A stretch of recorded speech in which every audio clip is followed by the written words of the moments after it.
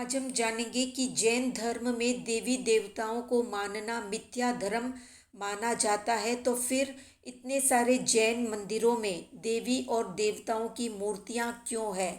क्या आगम में सम्यक दृष्टि देवी देवताओं की आराधना का कहीं कोई प्रसंग है या उल्लेख है?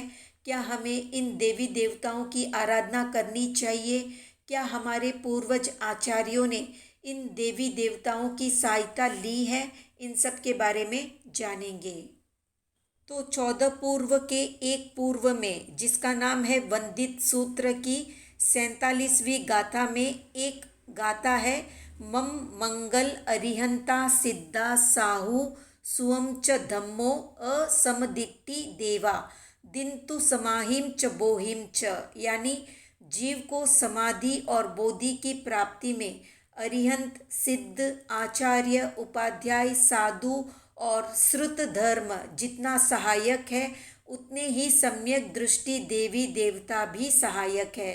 इन सम्यक दृष्टि देवों का विश्व में क्या स्थान है, ये जानना इसलिए महत्व का है कि विश्व के सब जीवों में सर्वश्रेष्ठ ऐसे तीर्थंकर भगवान तीर्थंकर नाम कर्म का उपभोग मुख्य रूप से देवों के निमित्त से ही भोग करते हैं। इसलिए शासन स्थापना, शासन रक्षा और शासन प्रभावना के लिए देवों का स्थान अति महत्व का है।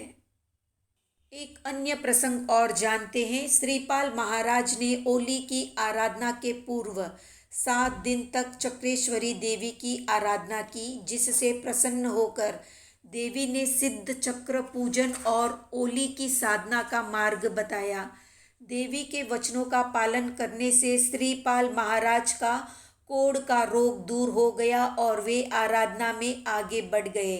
महान आचार्य हरिभद्र सूरी, जिन्होंने 1444 ग्रंथों की रचना की, उन्होंने महानिशित आगम की मूल प्रति प्राप्त करने के लिए मथुरा में श्री सुपार्श्वनाथ भगवान के स्तूप के आगे बैठकर 15 दिन तक चौविहार उपवास करके साधना की।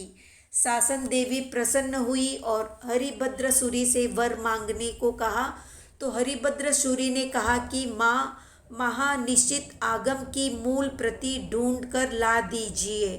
3 दिन की मेहनत के बाद मूल प्रति मिली, पर जर्जर अवस्था में और उदाई द्वारा संपूर्ण खाई हुई मिली।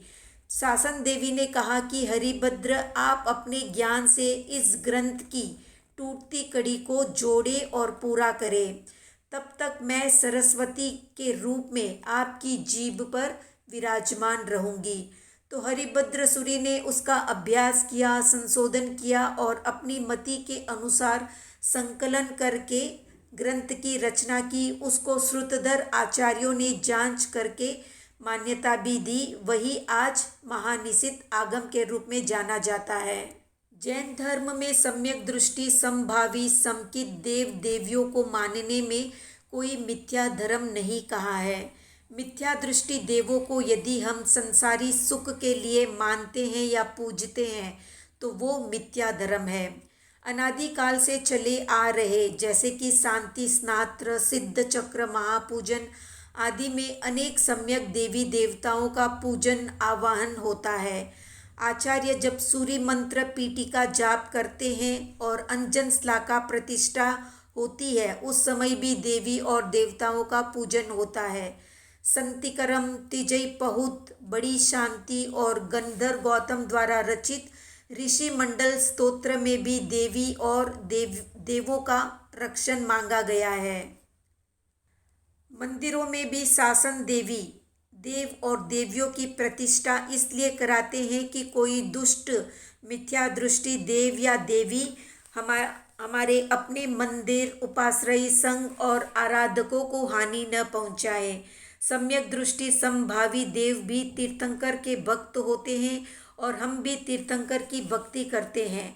इसलिए वे सारे ही देव हमें साधार्मिक समझकर धर्म आराधना में सहायता करते हैं, धर्म में स्थिर करते हैं और आत्म कल्याण के मार्ग में आगे बढ़ने में सहायता करते हैं।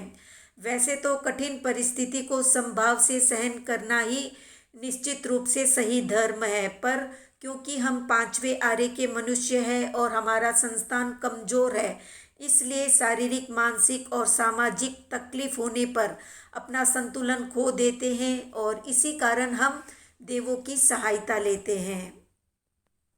और अगर समकित या समभावी देवी देवताओं की मदद मिल जाती है तो कर्मों को सरलता से भोगा जा सकता है और आराधना में भी हम दृढ़ रह सकते हैं।